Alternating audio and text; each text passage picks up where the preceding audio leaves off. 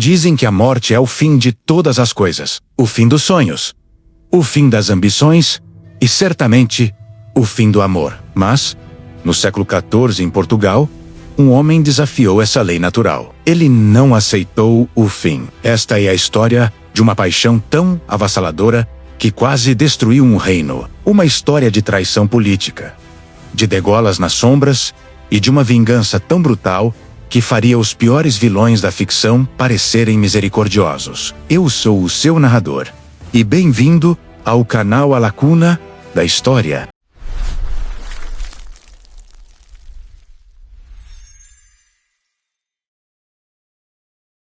Hoje, vamos conhecer a mulher que foi coroada rainha depois de morta. A trágica e sangrenta saga de Pedro e Inês. O ano era 1340.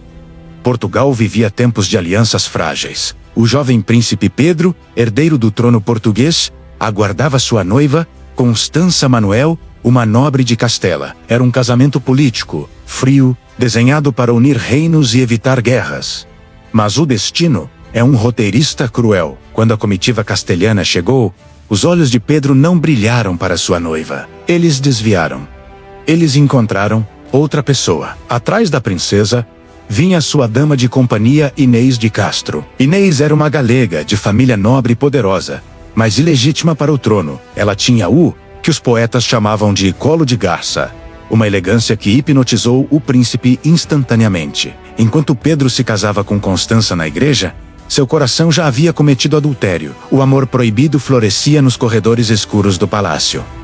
O romance não pôde ser contido. Pedro era imprudente. Ele negligenciava sua esposa legítima para enviar cartas e presentes a Inês. A corte começou a sussurrar. O rei, Afonso IV, pai de Pedro, via aquilo não como um romance, mas como uma ameaça de Estado. A família de Inês, os Castros, eram poderosos e manipuladores. O rei temia que Portugal caísse nas mãos dos castelhanos através da influência de Inês sobre Pedro. Em 1345, o destino intervém novamente. A princesa Constança morre ao dar à luz. Pedro, agora viúvo, sentiu-se finalmente livre. Ele recusou todas as novas propostas de casamento real vindas da Europa. Ele só queria Inês.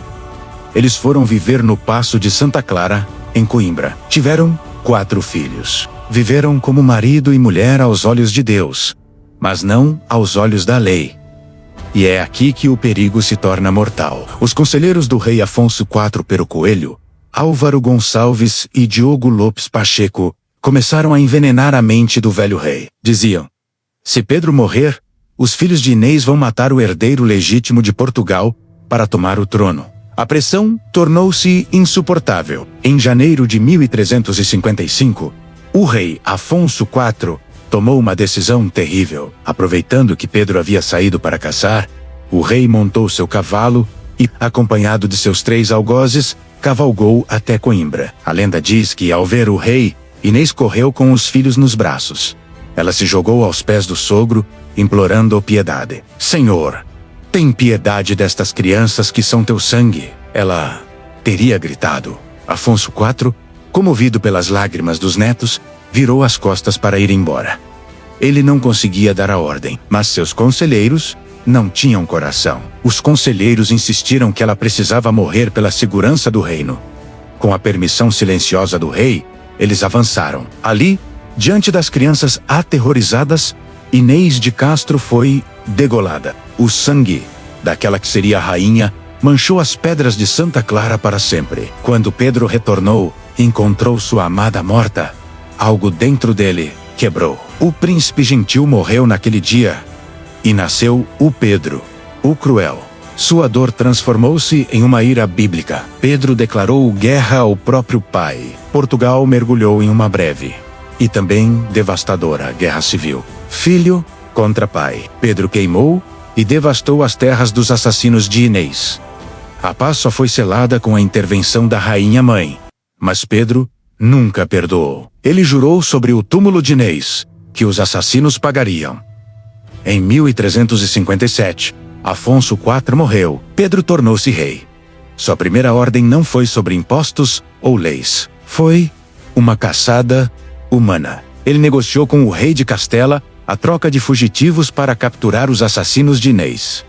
2 dos assassinos foram capturados, Pero Coelho e Álvaro Gonçalves. Diogo Lopes Pacheco conseguiu fugir. O que aconteceu a seguir é um dos episódios mais brutais da história. Pedro queria que eles sentissem a dor que ele sentiu no coração. O rei ordenou que o coração de um fosse arrancado pelo peito e o do outro pelas costas. E dizem as crônicas que Pedro assistiu à execução enquanto banqueteava, num ato de vingança fria e absoluta. Mas a justiça não bastava. Pedro queria honrá-la. Anos após sua morte, ele declarou que havia se casado secretamente com Inês. Ele mandou desenterrar o corpo de sua amada. Vestiu-a com mantos reais, colocou-a no trono e colocou a coroa em sua cabeça. Toda a corte, aqueles mesmos nobres que a desprezaram em vida, foram obrigados a formar uma fila e beijar a mão do cadáver de Inês de Castro, jurando fidelidade à rainha morta. Foi a cerimônia mais macabra e romântica que o mundo já viu. Hoje, Pedro e Inês repousam no mosteiro de Alcobaça. Seus túmulos não estão lado a lado, mas pé com pé. Pedro ordenou assim, para que, no dia do juízo final, quando ressuscitarem, a primeira coisa que vejam ao levantar seja o rosto do outro. O amor de Pedro e Inês sobreviveu às intrigas, ao tempo e à própria morte. Uma tragédia que nos lembra que o amor pode ser a força mais bela e também a mais perigosa da humanidade. E você, o que faria por amor? Deixe sua opinião nos comentários. Se essa história te arrepiou, não esqueça de deixar o like e se inscrever no canal A Lacuna da História. Até o próximo mistério.